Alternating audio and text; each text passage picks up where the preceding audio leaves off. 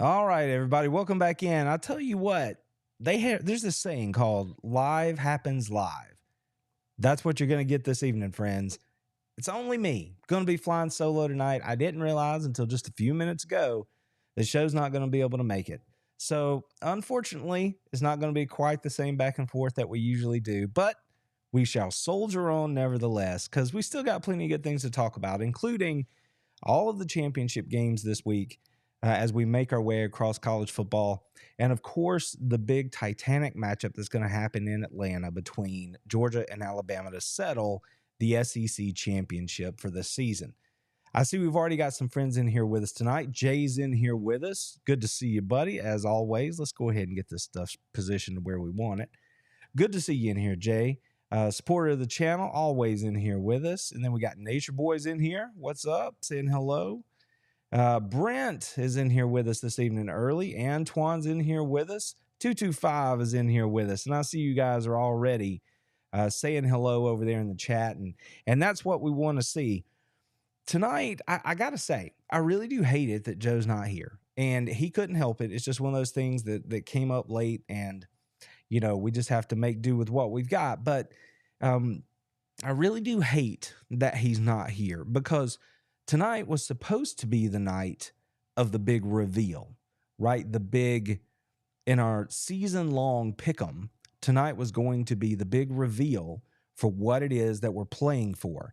And I just don't feel right doing that if Joe's not here with me. So, I don't know. You guys can weigh in the comments if you want to. Let me know what you think. But I think maybe we ought to wait until we can get Joe back on here with us.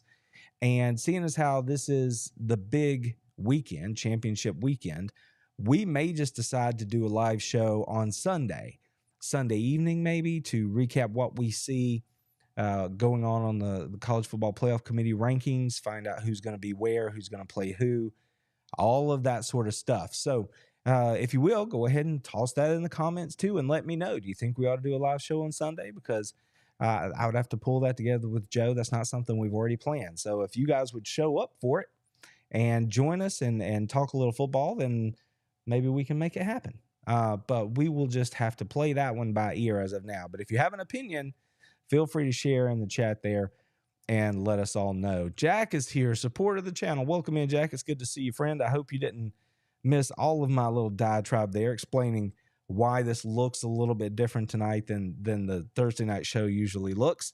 But either way, we're here, and I'm glad to be here with you. So there's a lot happening. There's always a lot happening in the world of college football. But I guess, I don't know, let's go ahead.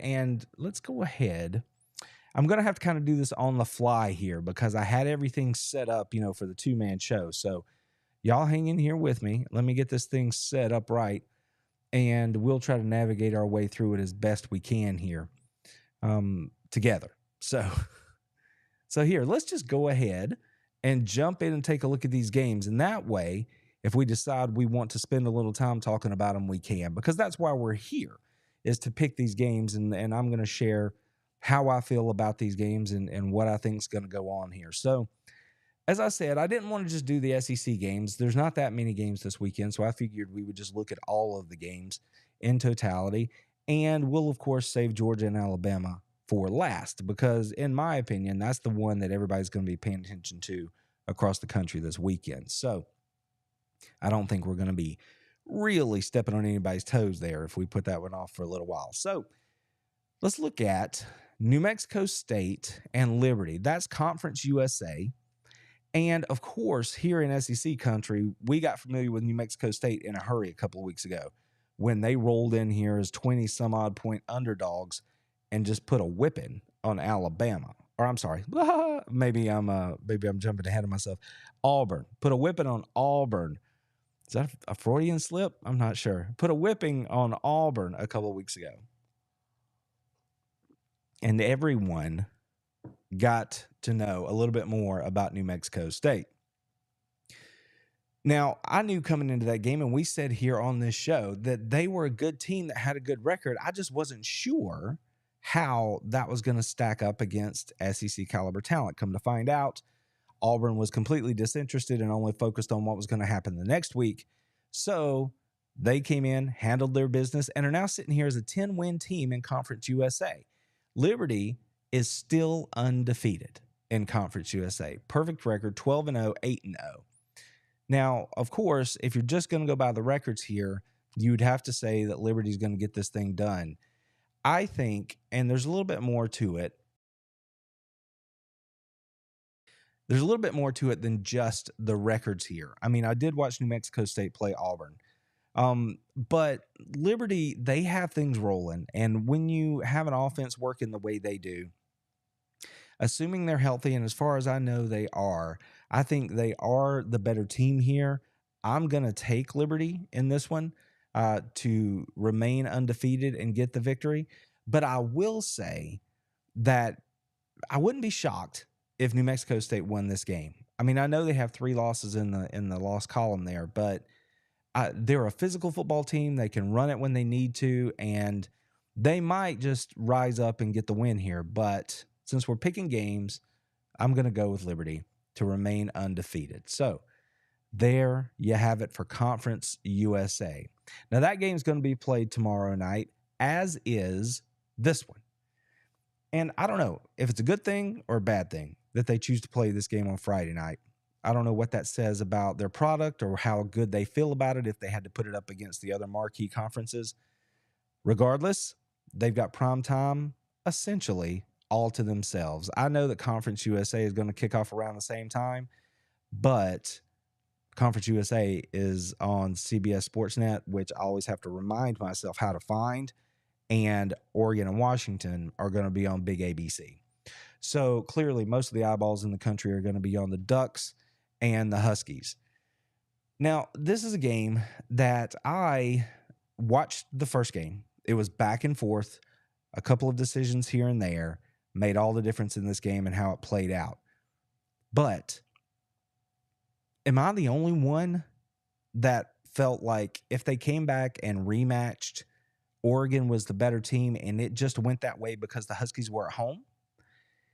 And then if you look over the last month, Michael Penix just does not look to be the same player he was earlier in the year. And Washington's defense, although respectable, has been nothing to write home about, in my opinion. So when you put the last month where Washington's calling card, their offense, has looked a little off stride and not exactly what they were the first half of the year, you pair that with the fact that Penix has looked a little off, and they don't have that dominant defense that they can turn around and sort of ask to bail them out. All along, I felt like Oregon might win this rematch. Based on what I've seen over the last month, I absolutely feel like Oregon's going to win this rematch. I really don't think there's going to be a lot of drama here either. That's why when I look across the country at which game is far and away the most interesting and is going to have the most eyeballs on it, it's the SEC game. Because I think most people can kind of see what I can see, which is that Oregon is a team that's trending up. They are built along the lines of scrimmage to win in the trenches, and they are explosive enough to score with anybody. So I'm going to go with Oregon here. I guess technically this is going to be an upset. It's going to cause some turnover in the college football playoff rankings. But honestly, I kind of see it as a foregone conclusion. Maybe Washington will step up and surprise me and maybe a lot of other people based on the spread for this game, which is double digits. But I don't know. I don't believe that Washington is going to be able to rise up and handle what Oregon is going to be coming into Vegas with. So, Oregon, you get my vote. I think the Ducks get the win. I think the Ducks jump into the Final Four, and I do think they're going to represent the Pac-12 in the college football playoff this year. Moving along. Now, this game, here's the thing. This Big 12 game, there was a chance that we were going to get an Oklahoma and Texas rematch. But Bedlam took care of that, and the Cowboys didn't want to hand it back to Oklahoma by dropping a game after that point. So we get Oklahoma State and Texas in the Big 12 game at high noon on Saturday. Now, I'm on record, long on record, as saying once Texas and Oklahoma leave the Big 12, as I look at the teams that are going to be in the Big 12 moving forward, it's hard for me to see, just given all of the different variables from television deals and the brands that are going to be involved and literally everything I could point to. It's hard for me to see how the Big 12 is ever going to compete for and win a national championship moving forward. That's kind of a big statement because who can predict the future? But just looking at what is going to make these conferences who they are, I don't think the Big 12 is going to be able to compete with the big boys of college football as we move into even a 12-team playoff. They are going to get a team into the playoffs. They're going to have teams that are going to be really good on a random year here or there. I do not see any of the teams that are going to be in the Big 12 being able to build up the kind of year-over-year program sustainability that the SEC and potentially a Big 10 team might be able to do. Fundraising has a lot to do with that. The size of the schools has a lot to do with that. The conference that you're in has a lot to do with that. And I just don't think the Big 12 can do it. But all of that is in the future. This Saturday, Texas is still in the Big 12. And Texas, at this point, is like, what is the thing from Star Wars? You're our only hope, right? Oklahoma State has a good football team, but they are very workmanlike and pedestrian. They have Ollie Gordon, the running back, who is quite the player. But everywhere else, they're not really going to wow you. Texas should out-athlete Oklahoma State. And if that's what this thing comes down to, assuming Texas doesn't beat themselves, Texas should win this game. That's how I'm going to approach it. I'm not going to pick up or walk out on a limb here and try to pick some upset that's going to upset the apple cart or anything like that. I think Texas is going to go out there, handle their business, and position themselves as best they can to have an opportunity to get into the CFP this year. Now, of course, that's going to be dependent on other things, but I think Texas gets the win. And much like you may have heard other people mention in other places, I think that Texas is one of the only teams out there that actually is a matchup for Georgia, should they make it, that would really be able to give them problems. Oregon would be another one. So do I love saying Texas is in? No, not from a strictly X's and O's point of view. Do I love saying I think Texas is going to make it into the CFP playoff or could make it into the CFP? I do, because I think it would invigorate it a little bit, and you're certainly going to have a lot of attention being paid should Texas make it into the Final Four. So that's what I'm looking at here. I think Texas is going to win this game, be the final Big 12 champion, and make it, or at least put themselves in position to make it into the college football playoff, because they've had a good season. They have weapons. Yours is healthy. I think they're still without the running back. But Texas, come on down. I think you're going to get the win and the Big 12 title. So I've been talking for a minute. I'm just going to take a look here and see what's going on in the chat. Sip of water. Got a little frog in my throat tonight. Y'all bear with me if you will, please. I appreciate it.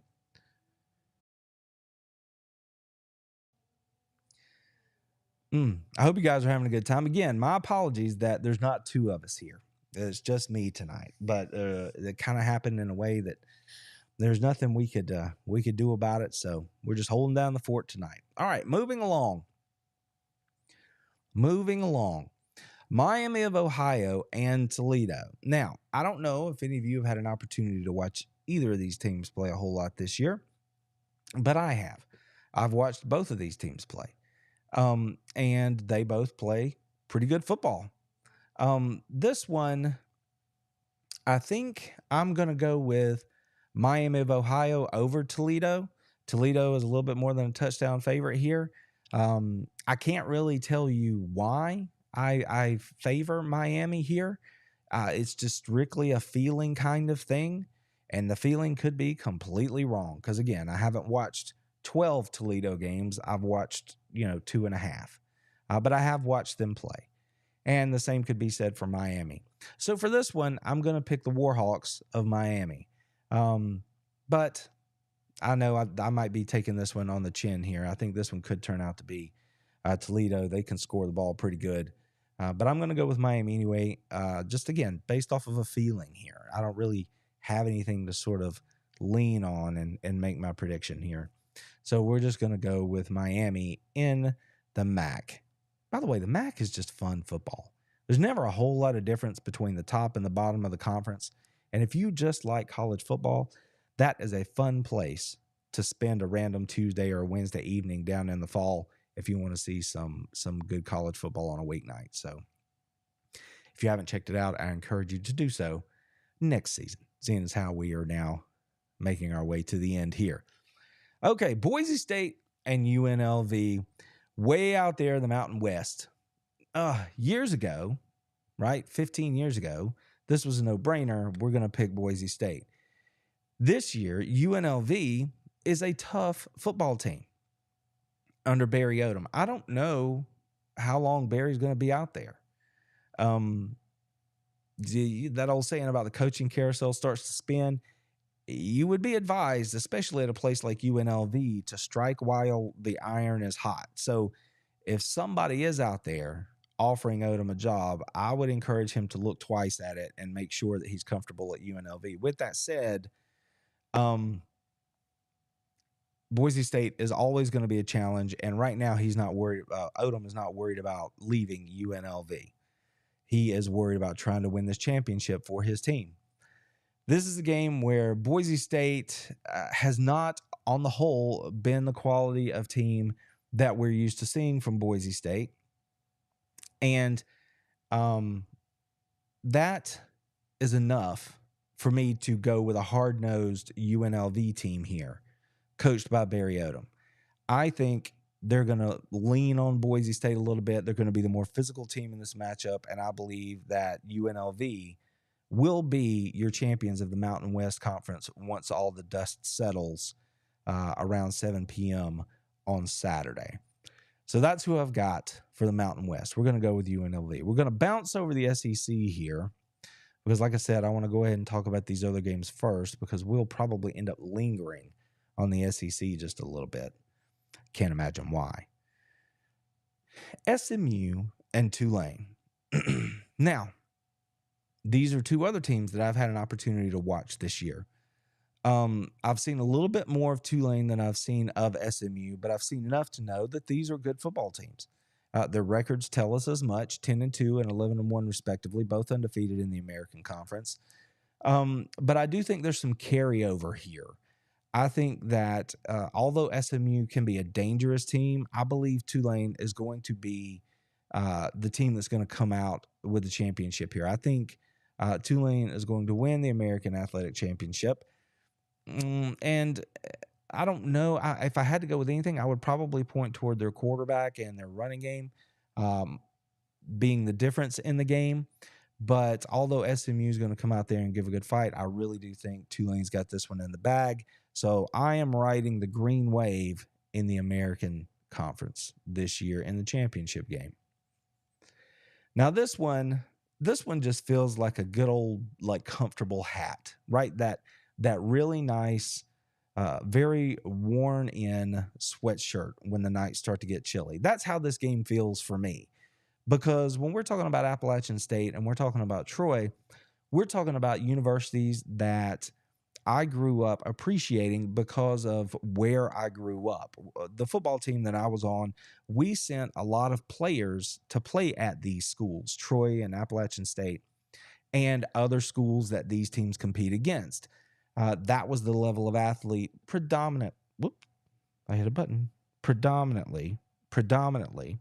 that we had in our area. Now, occasionally we would turn out a top flight Division I player, but for the most part, This was the type of player that we were turning out. Now, clearly, both of these schools are now in Division I. When I was in school, that wasn't the case. They were Division II. But now they've moved up here, and I love to see it. I love to see them be represented on the big stage, have the championship game of their own, and have the marquee put their name up in lights. So, App State and Troy. Full disclosure here, I've had friends that have gone to Appalachian State, and I have had family that has played at Troy. And you know what they say about friends and family. You can love them both, but at the end of the day, one's going to be a little bit closer than the other. And in this instance, that would be the family tie. So for this one, I'm going to go with Troy. Appalachian State's a good football team. They're not as good as they've been the last couple of years. And I think Troy is a little bit better than they've been over the last couple of years.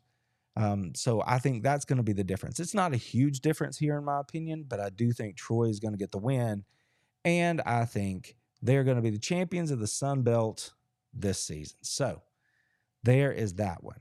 How am I doing so far? Hanging in there pretty good? I am talking my tail off. It's funky when you're doing all this with just one voice. I appreciate you guys bearing with me there. If I sound a little raspy again, my apologies. I'm trying to hang in here with you. All right. Dealer's choice here. I'm going to go ahead and pick to do the ACC first. Now, this game, Louisville and Florida State, this game has a lot of intrigue around it. And as college football fans, I don't need to explain it to you. But what did we see this past weekend? We know that Florida State had to play without their quarterback. So Rodemaker went out there and did his thing. They were not that pretty. That was not the same team that we had seen with Travis or Jordan Travis, but Travis Jordan. But I said as much. I'm like, this is not going to be the same team. Doesn't take a rocket scientist to do that. I mean, he saved their bacon more than once this season. And sure enough, they went out against Florida and they got the win. So credit to them, but that is not the same team that we have seen most of the season. Louisville earlier in the day went out and took a loss from an unranked SEC team. At the time, Louisville was a top 10 team. An unranked SEC team on rivalry weekend went into their house and beat them to send them into this game with a loss. This one, kind of like the Pac-12 game, I've been thinking about it for a little while. And a month ago, if you asked me who I thought would win this matchup, well, obviously, I would have said Florida State's going to win it, and they're probably going to make the Final Four. Now, I am absolutely not so sure. I think Louisville has the potential to be disruptive to this Florida State offense, especially with a new quarterback trying to run the show. The line on this thing's 1.5, so that tells you it's pretty much a pick 'em. The thing about Louisville, though, is that they have been one team at home all year and a different kind of team on the road. Now, obviously, this is a neutral site game, but how much of that carries over? In this instance, I think I'm going to join the rest of the people that have we put a lot of stock in the fact that the quarterback is the most important position on the field in the game of football. And when you change your quarterback this late in the game, that's just a lot to overcome.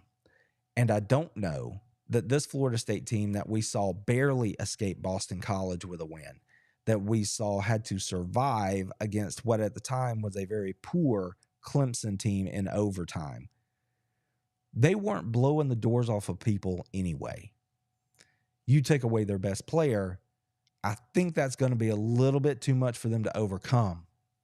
I'm going to take Louisville to beat Florida State in the ACC championship game and end Florida State's talk of making it into the Final Four.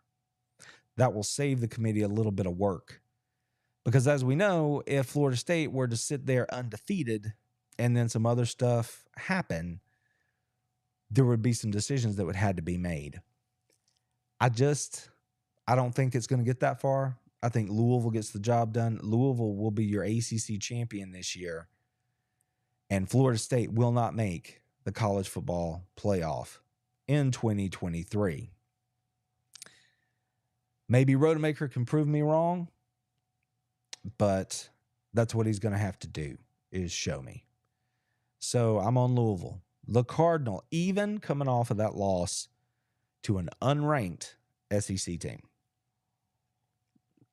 Now, I keep putting so much emphasis on the word unranked, but the truth of the matter is, once you get outside the top 6, 8, 10 teams, I mean, you know, how different are these teams in the back 15 of the top 25 anyway? Probably not that different in most instances.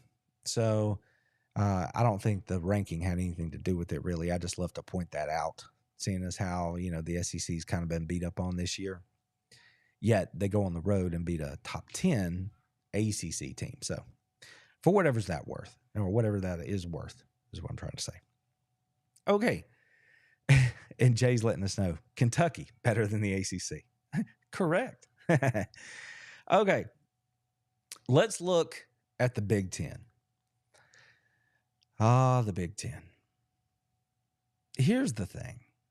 I'm not even going to go down the road about what Michigan is or isn't.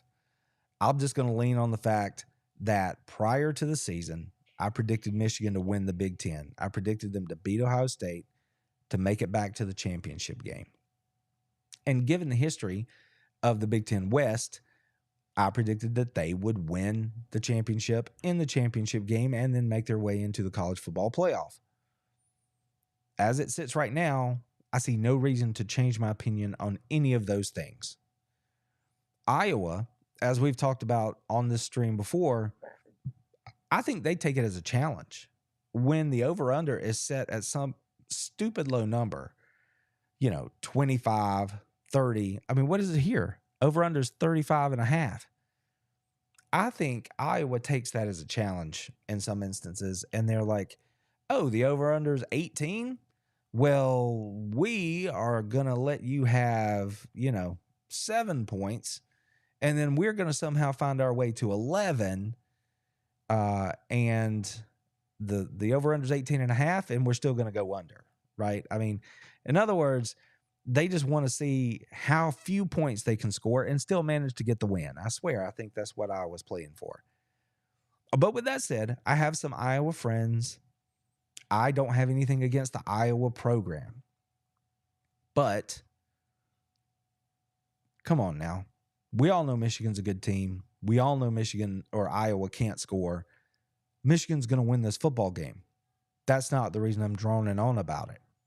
Take a look at what the spread is for this game. 22.5. Well, it's 22 now, according to ESPN. It opened at 22.5, so maybe the line has moved just a little bit. And I'm not picking these games against the line. Y'all know that. But this is one of those games where if I were a betting person, that 22 or 22.5 number is a number that I would look twice at. I would look really hard at that. I say that because I want to give great deference to what Iowa can do defensively. I think they are a good football team. I think they are a very good defensive football team. And they play tremendous special teams. Michigan, the last month, or peg it, when the stuff sort of came out, really started to unravel about their whole scandal situation, they have not looked the same. Now, Michigan fans going to tell you that's because we didn't have to do this or that, or they're going to have some reason to explain away why Michigan has looked the way they've looked, why they've given up so many quarterback pressures and sacks to teams like Maryland, why they escaped Maryland with a victory. They're only going to point to the Ohio State game and tell you that they are the champion. But with all that said, Michigan just has not looked the same. I am not in the maze haze. I'm not blinded by the fact that I've sold my soul to preach that J.J. McCarthy is an elite quarterback or that Blake Corum is the next coming of Eddie George. I have not done that. And when I look at this team, again, I picked them to be the champions of the conference. They just don't look the same to me. That's why if I were a betting man, that 22 and a half number for Iowa seems appealing. Maybe Iowa can scratch out a touchdown, maybe 10 points. And Michigan can still win comfortably, 28-10, something like that, right? Because Iowa does play good defense, and Michigan has not been a world beater on the offensive side the last few weeks. I don't know. I think Michigan wins the game. I'm still very intrigued by that number and whether or not they're going to cover. Now, they may go out there and try to make some kind of point against Iowa and hang a big number on them. Maybe that's what we're going to see. I'm still intrigued. I just don't know what Michigan is exactly these days. But we're all going to find out soon enough, because I do think they're going to make the playoff, and then it's time to put up or shut up for Harbaugh and that program. Because I heard the entire offseason how this year was absolutely national championship or bust for Michigan. And if you talk to a Michigan person and they tell you anything other than that, well, I'll let you decide how much you want to value their opinion moving forward. Because trust me, every Michigan fan I talk to tells me that. That's what it has to be. Both because they feel like they've built to this point and because they feel like they're going to lose so much after this season. If they're going to win it, they have to do it now. Well, I think they're going to have their opportunity pretty soon. And we're all going to find out who they play here in just a couple days. So now to the reason we're all here. Georgia and Alabama. I love saying that. Georgia versus Alabama. I mentioned this on the podcast last night. This is the game that I have wanted to see for the last decade. Since Georgia became consistently competitive under Mark Richt, I have always said, I want to go to Atlanta and play whoever the best team was. And then in 08-09, Alabama and Nick Saban stepped up and said, that's us. So year after year, I said, I want Georgia to go face Alabama because I want to measure my program against the very best. And unfortunately, those have not often worked out well. Those past games never worked out well for Georgia against Alabama in Atlanta. There have been some fantastic games. And after each of those losses, along with the heartache, the thing I took away from it was Georgia is absolutely on par with this program. It's just a matter of time. I heard Kirby say at one point, it's just about getting at bats. If you keep stepping in the box and you know you've got a good team and a good program, eventually you're going to get it done. And Georgia got it done. And they've just continued extra base hit after extra base hit since that point.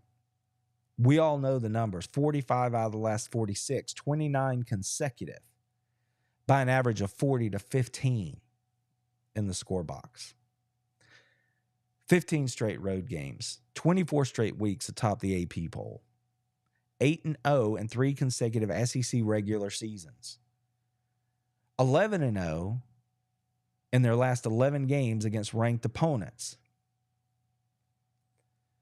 This Georgia Bulldogs football team has stacked history marker on top of history marker. And when they roll in to play Alabama, Alabama has some numbers too.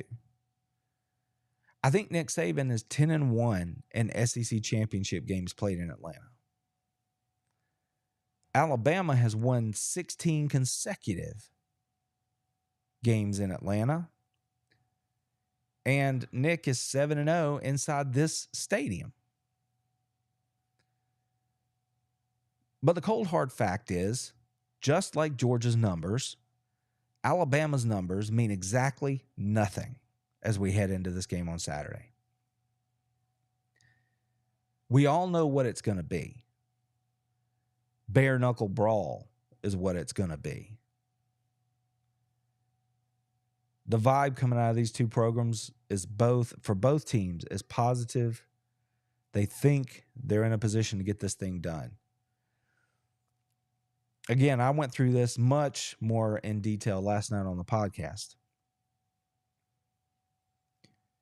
But I think Georgia is in a position here, believe it or not, even with back-to-back national championships and an SEC title last year, they are still in the position of being questioned, not by Georgia fans, but by other people who want to just play that card against the Dogs every chance they get, right?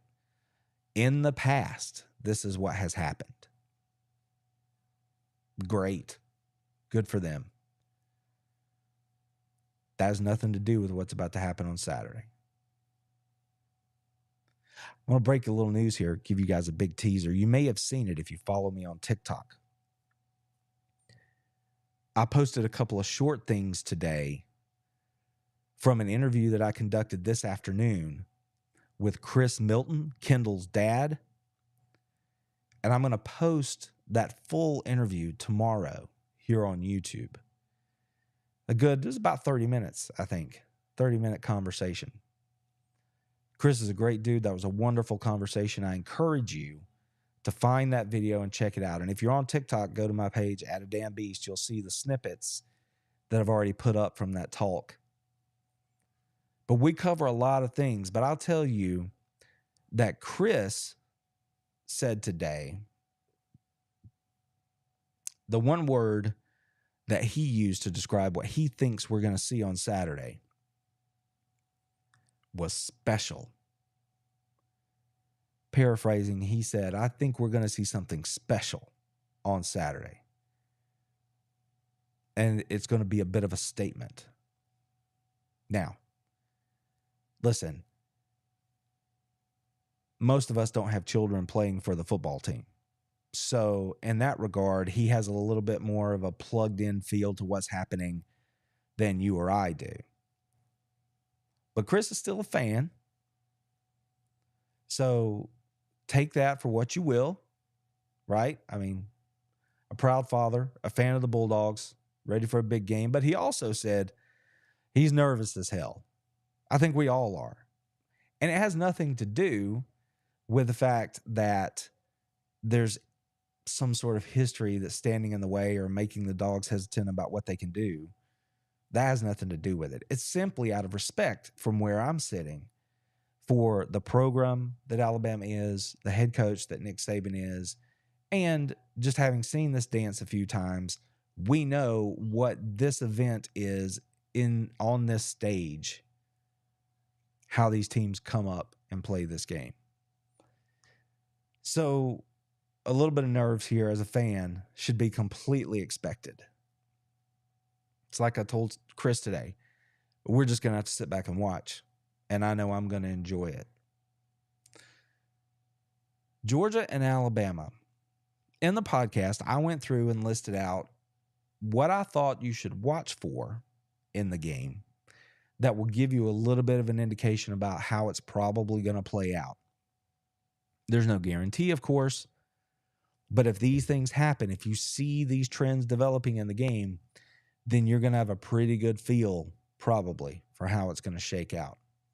I also went on to list all of the keys to the game, some of the things that I thought were the most important factors in determining the ultimate outcome. Now, I'm not going to run through all of those here because I spent like a half hour on the podcast doing that. But to sort of sum it all up, I think I can say this. Obviously, this is a team game. It's a complimentary game. But ultimately, I'm going to ride with the guy that I have been supporting, speaking highly of, since March, since February, when I started A Damn Beast. Even before he was named, I was highly encouraged by what I had heard and felt like Carson Beck was going to be the starter for Georgia this year. And I felt like all through the summer, he's going to have a good year. How good? Based on, numbers, if that's how you're going to rank it, well, that's going to be determined by all the other factors, right? Injuries, drop balls, so on and so forth. But with all that said, Carson has proven to us that he is a processor of the game. He knows what to do with the football. He knows how to lead this team, and he's not afraid to make a big throw when he needs to. He understands how to play the team game of football and get the ball into the hands of the people that can make plays for him. On the other side, you have Jalen Milroe, who undoubtedly has progressed this season. But he is who we thought he was. He's a passer of the deep ball. He does that very well. His intermediate throwing game is less stellar. That's where he's going to make his mistakes. And he's extremely dangerous if he chooses to be a runner. We know who these quarterbacks are. And at the end of the day, we know who these teams are with a body of work over 12 games. The way I look at it, Alabama has the same, it's not as bad as last year, but it has the same issues that it had last year with regards to team discipline, making a play, a boneheaded play at an inopportune moment to hurt your team. That has cropped up time and again over this season. Again, not to the extent of last year, but it's still a concern for the Crimson Tide. Georgia, on the other hand, has proven to be steady as you go. They don't beat themselves, and they hurt you when you give them the opportunity to do so. Couple that fact with, I think, that Carson Beck has the skill set more geared to play and win an evenly matched game the way this one could be, at least in terms of if we're talking athlete to athlete. I think Georgia has the advantage at the quarterback position, especially if this turns into a game where we have to score a lot. So that's my pick. Georgia Bulldogs are the better team. Georgia will win the SEC championship and lock down the number one seed in the college football playoff as we head into the month of December and the national championship chase. So there you have it. We've made our way through all of these games. And I do want to take, since we were talking about the college football playoff, let's bounce over here and look at how the rankings sit right now. Now, these are the rankings that came out just the other night. And in my preview video, again, the video where I tried to project what I thought the committee was going to do, not what I would do, but what I thought the committee was going to do. I thought they were going to put Michigan at 1, keep Georgia at 2. Washington was going to move up to 3, and Florida State was going to follow suit and slide into the 4 spot. Obviously, that's not what they did. And as I pointed out last night on the podcast, I think that's telling. So 2 straight weeks, the committee has had glowing things to say about this Georgia Bulldogs football team, and leaving them at number 1 after number 3 defeated number 2 in their rankings, that has to point to some sort of separation between number 1 and everybody else. Now, how big that separation is, we can't know. So if this game in Atlanta were to go Alabama's way, I am not convinced that the committee is going to take the number one team, the back-to-back national champions, and move them out of the tournament moving forward. Yeah, there's going to be some hurt feelings. Yeah, there's going to be some people who are quite pissed off about it. But moving to a 12-team playoff, if the command for this committee is to get the best 4 teams, it's really, really hard to eat all the crow that they've stacked on their plate over the last 2 weeks about the Georgia Bulldogs and move them out of the tournament. They might do it. Then again, they might just say, you know what? Regardless of what else has gone on, this is still one of the best 4 teams in the country. Next year, we're in a 12-team playoff, and, everybody will be happy then. We're just going to make this move now because we believe it's the right thing to do. Who knows? Me personally, I have no interest in finding out what it feels like to back into any kind of playoff. I don't want to sneak my way through the back door the way Ohio State did last year. I don't want any part of that. I want and expect Georgia to go out, be the better football team on Saturday, and win that game and leave no doubt about who the number 1 seed should be. Then again, that's why we play the games. So it is interesting. It will be interesting. We're just going to have to wait and see how it plays out. I know I'm going to be paying attention. I'm sure you will be too. And there's 100 different ways we could spin this. But based on my picks that I just made, projecting what the 4 would be, for me, would look something like Georgia at 1, Michigan at 2, Washington's going to lose, so they're out. Florida State's going to lose, so they're out. So I'm going to put Oregon at 3. And then if everything else holds chalk, then Texas is going to move into 4. So my predicted Final 4 will be Georgia, Michigan, Oregon, Texas.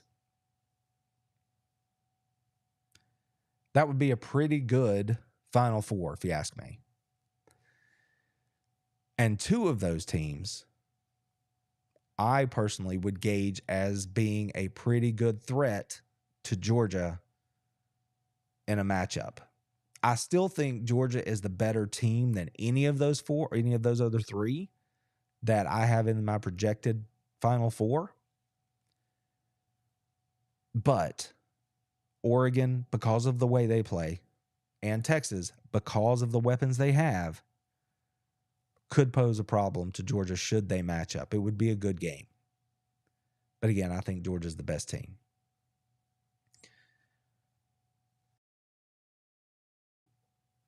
I hope I made that as clear as possible. I think that's the most straightforward approach here. Now, again, chaos could reign. Washington could win. Florida State could win. It'll look just like it looks right now. But I made my picks. I've already gone through why I think what I think. So there you go. So that's that one. All right. So like I said, tonight was supposed to be a night where I had the opportunity to share with you and the world what we've been picking games for this year. And man, I really am kind of bummed out that I don't get to do that. I was pretty fired up about it. But if we're going to do the Sunday show, and again, throw it in the comments if you think you want us to do a Sunday show, a recap of the Final 4 and predictions on the games and stuff like that. We will see. I have to get with Joe and see if we can make it happen, because that would be obviously an addition to the schedule. So we'll have to see if we can make it happen. But you guys have been here with me. You've been great. And again, thank you all so much for being active in the chat over here. I'm going to scroll back up and just see what I've missed, because once I start thinking, I forget to look over at the chat here, because it just keeps rolling right on by. And I love you guys for that. I appreciate the conversation that you guys are having over here, because I know you're here because you love the dogs and you love college football, And that's what this page is about. So Sacred Grove is coming here with us. Welcome in. It's good to see you. Just Mike is in here saying hello. What's up, Mike? It's good to see you, friend. What else we got going on in here? Let's see. Antoine's still in here with us. Appreciate that. Yeah. Oh, see, I got to put this one on the screen, right? Glad to hear it, man. Glad to hear it. And again, I appreciate you guys supporting the channel. A lot of you that are in here tonight are members of the channel, and that is a wonderful thing. I appreciate you for supporting the channel, and I tried to put up some members-only posts this week. So if you missed those, go look for them. They're in there. You can check those out and see what I had on my mind. And as always, I want to remind you guys that Skull Shaver here, they're your buddies. As we get down toward gift-giving season, they are who you need to be talking to. If you know anybody that likes to keep their dome shiny like I do, or even more so, they have the head shavers to help you just polish it like a cue ball, whatever you want to do. For the ladies, for the curve of your knee, or, you're shaving under your arm or whatever it is, they have beautiful, and I do mean beautiful because the colors are really intriguing. I lived with 3 ladies. I showed them the colors that Skull Shaver had for the women's shavers, and they were like, ooh, I want this one. And so it's what, well, there's only one lady in my home right now who's old enough to worry about any of that. But my daughters were like, Mommy, you should get this color. So they are pretty and they are really good. And if you're looking for a gift for a friend or a family member who would use it, just trust me when I tell you, you cannot go wrong with this company here. They will take care of you. And there is a discount code in the description below. So if you're going to go take a look at Skull Shaver, go through the link in the description below and use that affiliate code to get yourself a discount on what I think is one of the top products on the market right there with Skull Shaver. Now, let me jump over here. Again, we got to kind of do this on the fly tonight because I'm a little bit out of whack because I had everything set up, for a 2-man show. So I'm kind of having to fly by the seat of my pants just a little bit here. But I mentioned the channel memberships, and I want to just show you just how simple it is. If you go to my YouTube channel here on the front page, you'll see the banner at the top right there. And if you scroll down just a little bit, you'll see all the videos. And there, the 12-0 thumbnail, that's the podcast from last night. It looks like a lot of people have been checking it out today, so that's good. That makes me feel really good. And just below that, you'll see a section where we recognize our members of the channel. So again, if that's something that's interesting to you, there's a little join button right there. You can click that, look at it, see what your options are, and decide if that's something that you would like to do. But regardless, I appreciate you all being here and just watching these videos and sharing them, retweeting the links out on Twitter and Facebook and all these places. That really, really helps a lot. So I don't know about you guys, but this week here in Georgia has felt a little bit like fall, early winter. We got into the 20s a couple of nights ago, so I'm having to find my more comfy house clothes, to make sure I'm staying warm. I hope you guys are staying warm out there, but it certainly feels like football weather right now. There is no doubt about that. So jumping back over here. Wait a minute. Yes, CJ, you know what I'm talking about. The ladies have curves. That's a fact. And we want to help them take care of their needs when it comes to those things. And I promise you, Skull Shaver can get that done for you. And sometimes just to share with you, I have it right here. I can share with you a little bit. I'm not talking to you guys about anything that we don't do. I'm just never going to do that. And so with that said, we took advantage of the Black Friday sales and Cyber Monday deals and that sort of stuff that was going on through Skull Shaver. And they sent us several goodies, including free gifts. Check this out. This is good looking right here. Look, that's good stuff. That's a good looking right here in winter. Got that nice logo right on there. I've been wearing this thing around the house for 2 days. I'm telling y'all, it was cold around here. We keep the house cold anyway, in the 60s. And then it gets cold like that. And I'm like, oh, I need a sweatshirt. You know what I mean? And it's one of those things where where that came just in time. They gave me a free little goodie, and they sent me, I'm going to hold this up. Hopefully you guys can see it. I think I told you guys, I have the Beast Pro, and I bought it because I don't shave my head smooth, right? I keep my hair really short, so I need a set of clippers, not a shaver. And it's called the Beast, which I thought was pretty cool considering the name of the channel. Well, because we took advantage of those weekend sales, right, heading into the gift giving season here, they sent me another free gift. Check this out. Can you see this? I'll get my face out of the way and turn it. The Baby Beast trimmer. So that's what you would use, you know, to sideburns and trim up your beard and all that sort of stuff. So even if you're not looking for one of those powerhouse trimmers, this thing right here is a monster in its own right, but it's a lot smaller, and it can handle all that business for you.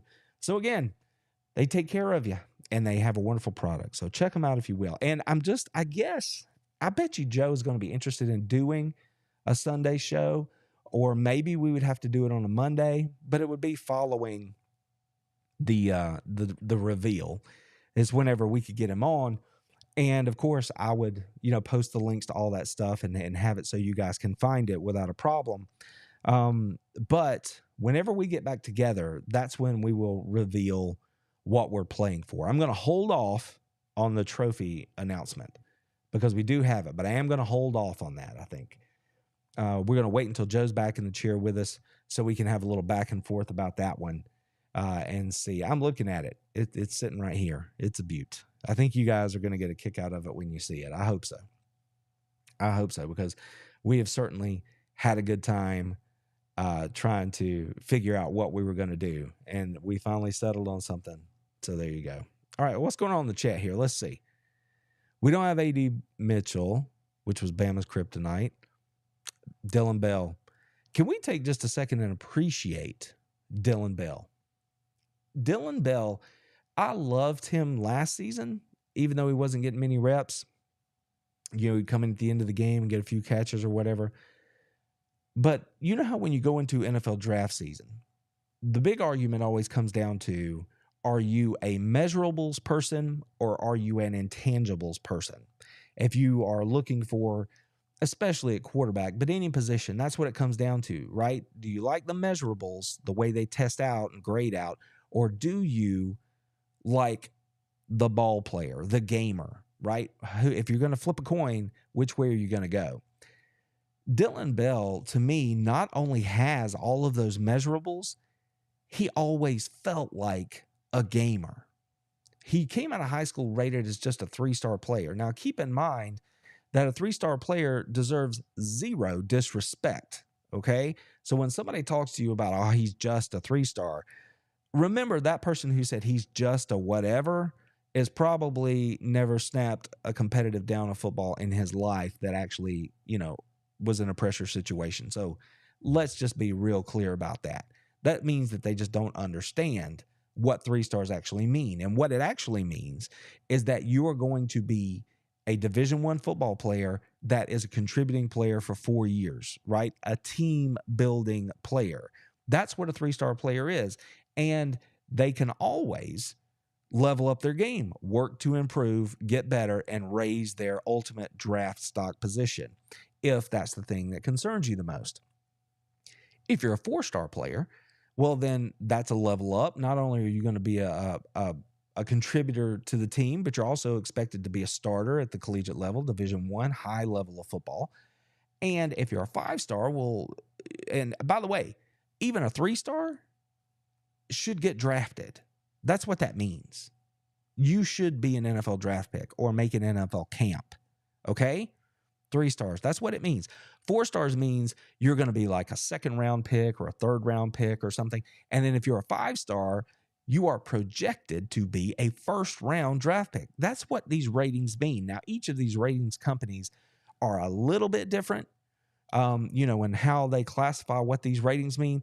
But in general, with a broad brush, that's what that means. So don't let anybody ever tell you he's just a 3-star. I wish I could just be considered good enough that I might get drafted into the NFL. Who wouldn't want that? So, sorry, soapbox rant. Moving on. Dylan Bell came out of Houston as a 3-star player. And having watched him play last year, I thought he had the potential to be much, much more than that. And I was completely enamored with the player that I thought he could become. And then this year, we have seen a lot more of that, and I have felt quite justified in my opinion of Dylan Bell. Dylan Bell has been fantastic for Georgia this year. He's been the glue of the team. If you were to hold an MVP vote, he would probably get a couple along the way from his teammates because they understand what he's been able to do and what it takes to do what he's been able to do this year. Think about it. He's had to learn multiple wide receiver positions. He's had to learn the running back position, the most important of which is being able to block, right? Pick up a blitz if he had to, that sort of thing. He plays kickoff return. He is an alternate on the punt return, I believe, and he's on the cover teams. The kid is everywhere, and all he does is play for Georgia. So Dylan Bell, all of the players deserve our, respect and appreciation. Dylan is at the top of that list as far as I'm concerned. And my guy this year that was Dylan Bell for me last year would be CJ Smith at the wide receiver position for Georgia. He's another one of those guys. Big body, very physical, great in the run game. Once he learns what he's doing, he has the physical ability to get that part of the game down. Extremely fast. And every time they've thrown the ball his way this year, it seems all he does is catch it. He's just had a hard time breaking into the rotation, which comes with maturity and everything else. If he continues to progress, I think CJ Smith is going to be a very similar player to Dylan Bell. I don't know that they're going to ask him to do all the things that they've asked Dylan to do.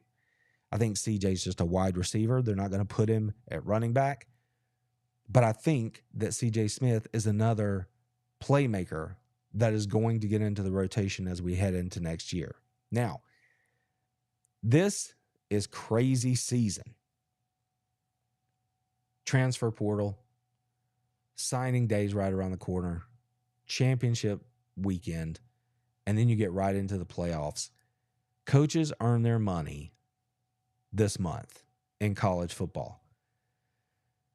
There's no telling what Georgia's roster is going to look like come January. I think I saw you guys talking about it earlier. There's already been one person who said they're going into the transfer portal this year. That will not be the last. There will be more players from Georgia that choose to take a shot in the transfer portal.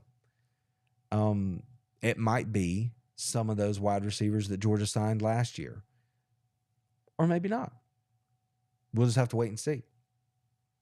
Maybe a quarterback. We'll just have to wait and see. So don't be shocked as we move forward. You see more Georgia Bulldogs opting to better their personal situation by transferring to a different school. And for those guys, barring some news coming out that we don't know, I am going to look at every one of them that chooses to transfer, and I'm going to say thank you for what you did for the University of Georgia. I appreciate your contributions to this season and this team, and I wish you nothing but the very best moving forward. I'm only speaking for myself there. You feel however you want to feel, but that's how I feel. What you will never see me do is attack a guy for choosing to transfer somewhere else, unless, and there's always a caveat, it's not an automatic. But I have to say, if that person, if we find out that something happened or they did something that was completely dishonorable or was a problem to the team or something like that, well, then they deserve to be called out for that as much as anybody else.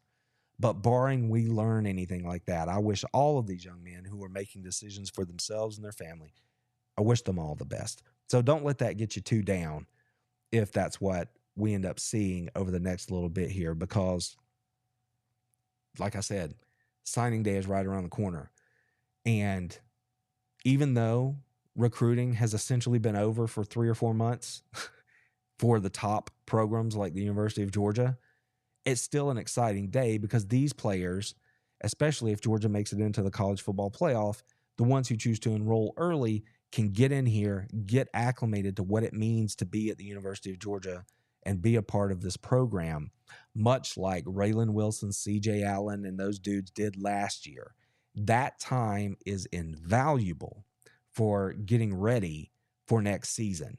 You don't have to be 6-6 to have an extra bowl practice be something that's valuable to your program. That happens when you're at the top too. And as long as Georgia keeps winning, that much more practice time becomes available to those players. And that is a really good thing. So we're going to have plenty to be excited about soon enough when it comes to roster management. So don't let yourself get bummed out if somebody decides they need to go somewhere else, because being at Georgia is different and you have to be different to be at Georgia. Check my TikTok. You'll hear from somebody who knows about that. And he will verify what I just told you if you go check that out. So I'm going to jump right back in here. Wait a minute. Did I miss a hot take? What did I miss? Stetson was a great story. Oh, okay, Jay. All right. We've had that discussion before, I think. Antoine letting you know what's up. Yes. CJ Smith. That's my guy, man. I'm telling you. Dude looks like he's just waiting for his chance. And when he gets it, I think we're going to see something. He's going to show everybody what it's all about. Another one, CJ is the fire. Thomas is with us on that one. Oh, CJ Allen, you're not wrong. You're not wrong. You're right in both instances. There we go. Let's see. What else we got going on in here? Yep, here we go. Talking about the transfer portal. We lose players to the portal and get players from it. That's right. And I love the approach that Kirby Smart takes. And I love the fact that he lets us know what the approach is.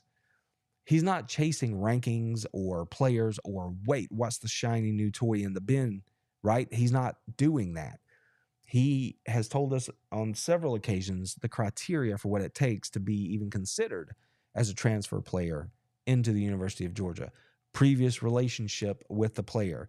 Did we attempt to recruit them, right? How was their performance at their other school? All of these things factor in. And then ultimately, is it a position of need for us? So there are a lot of big names that are already in the portal or are rumored to be in the portal that you would look at and go, that is a good football player. I may want him on my team. As a fan, we can say that. And don't misconstrue this. Now, if there's a player in the portal that Kirby Smart thinks makes his roster better, he is going to reach out to that player, assuming his criteria have been met. But I don't think Kirby would chase every big name that jumped into the portal.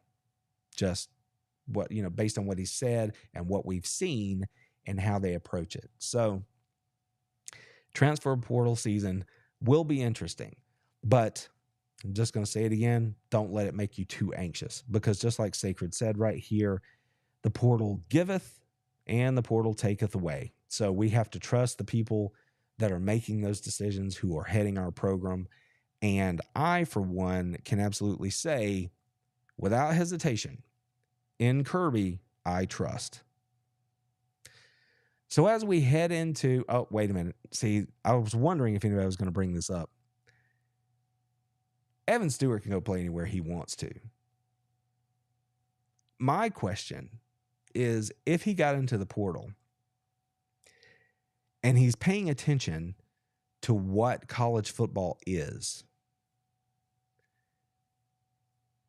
and the trajectories of these programs and the head coaches at these various programs, what is appealing?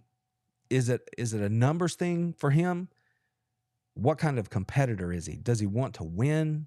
Does he believe that, for instance, Georgia's now pass first offense is the kind of thing he wants to be a part of? It's just very interesting. Bottom line is, Evan can go anywhere he wants to go, and he would be an impact player for whoever that turned out to be. So he's one of those guys that's out there.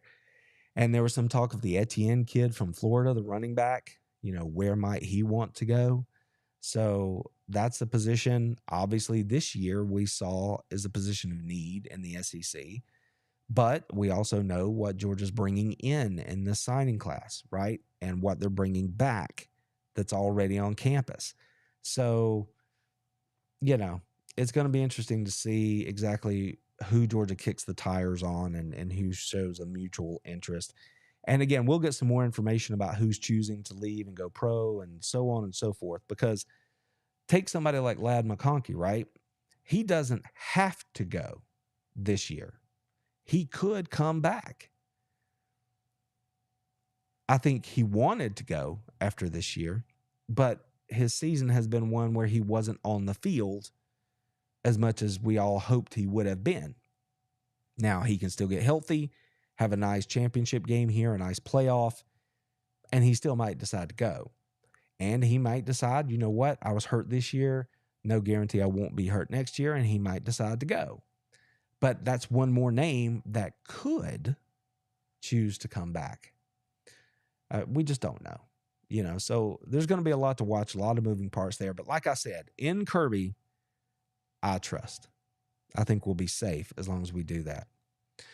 All right, everybody. Thank you for spending a solo hour plus with me here on that SEC Powers Hour as we made the picks for the championship games this week. I had a good time. I hope you had a good time. I certainly enjoyed you being here. And I just hate that we didn't get to bust out the big reveal, but no mind. The next time we get together, we'll take care of it then. And if it looks like we're going to come back on Sunday or Monday or something ahead of our normal schedule, then watch the space, watch the YouTube channel, watch the community page. And if you follow me on the other socials, Instagram, Twitter, Facebook, TikTok, all those places, I will put the good word out there and make sure that I let everybody know when we're going to be back here live, because I'm proud of what I've got to show off. So I want to have some people here to share it with me. And again, keep in mind that go check out those clips I posted of my interview with Chris Milton today as a bit of a teaser for what's going to be out tomorrow. The Chris Milton full-length interview will be on YouTube tomorrow. So I hope you'll check that out. It was a wonderful blessing in my life today to have that conversation, because we're not just talking about football. That was the whole purpose of having Chris on, because he provides a different sort of perspective. So if you're looking for that sort of content, make sure that you check out that video tomorrow. And I don't usually do this, but I'm going to do it this time.